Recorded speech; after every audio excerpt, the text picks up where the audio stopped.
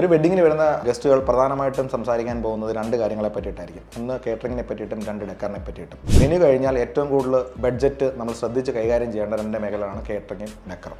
കേറ്ററിംഗിൻ്റെ case വരുവാണെന്നുണ്ടെങ്കിൽ കേറ്ററിംഗിൽ രണ്ട് കാര്യങ്ങളാണ് ബഡ്ജറ്റിങ്ങിനെ ബാധിക്കുന്ന കാര്യങ്ങൾ. ഒന്ന്, നിങ്ങൾ എത്ര ഗസ്റ്റിനെ നിങ്ങളുടെ പരിപാടിക്ക് വിളിക്കുന്നത്, എത്ര പേർക്കാണ് നിങ്ങൾ ഭക്ഷണം റെഡിയാക്കേണ്ടത്. രണ്ട്, പെർ ഹെഡ് നിങ്ങൾ എത്ര രൂപ സ്പെയർ ചെയ്യാൻ റെഡിയാണ്. ഈ രണ്ട് കാര്യങ്ങളെ ഡിപ്പെൻഡ് ചെയ്തിട്ടാണ് എത്ര രൂപ പെർ പ്ലേറ്റ്, എത്ര പേര് ഉണ്ടെന്നുള്ളതിനെ ഡിപ്പെൻഡ് ചെയ്തിട്ടാണ് നിങ്ങളുടെ ഓവറോൾ കേറ്ററിംഗ് ബഡ്ജറ്റ് തീരുമാനിക്കപ്പെട്ടത്. അപ്പോൾ ഈ രണ്ട് കാര്യങ്ങൾ തീരുമാനിച്ചിട്ട് വേണം നിങ്ങൾ കേറ്ററിംഗ് ടീമിനെ അപ്രോച്ച് ചെയ്യാൻ വേണ്ടി. ഇനി ഡെക്കറിലേക്ക് വരുവാണെങ്കിൽ decor is a visual experience. അവിടെ നിങ്ങൾ ശ്രദ്ധിക്കേണ്ടത്, വരുന്നവർ ആദ്യം കാണുന്നത് നിങ്ങളുടെ ഡെക്കറാണ്. ഡെക്കറിന് ശേഷമാണ് ആൾക്കാർ ഭക്ഷണത്തിലേക്ക് മറ്റു കാര്യങ്ങളിലേക്ക് പോകുന്നത്. അപ്പോൾ വരുമ്പോൾ അവർ കയറി ചെല്ലുമ്പോൾ അവർക്ക് കണ്ണിന് പ്ലീസിംഗ് ആയിരിക്കണം. നിങ്ങൾക്ക് ഓരോരുത്തർക്കും, especially new generation bride and ഗ്രൂമിന് അവരുടെ ഓരോ ഡെക്കറിനെ പറ്റിയിട്ടും അവർക്ക് പേഴ്സണലൈസ്ഡ് ആയിട്ടുള്ള താല്പര്യങ്ങളും കാര്യങ്ങളും എല്ലാം ഉണ്ട്. അപ്പം നിങ്ങൾ ആദ്യം ശ്രദ്ധിക്കേണ്ട, നിങ്ങൾക്ക് ഒരു ടെംപ്ലേറ്റ് സ്ഥിരം കാണുന്ന ഏതെങ്കിലും പാറ്റേൺ ഉള്ള ഒരു ഡെക്കറേഷൻസ് മതിയോ, അതോ നിങ്ങൾക്ക് എന്തെങ്കിലും യൂണീക്കായിട്ട് നിങ്ങളുടേതായ രീതിയിൽ വേണോ എന്നുള്ളതാണ്. കാരണം രണ്ടിൻ്റെയും പ്രൈസിങ്ങിനകത്ത് എൻറ്റയർലി ഡിഫറൻ്റ് ആയിരിക്കും അതിൻ്റെ പ്രൈസിങ്.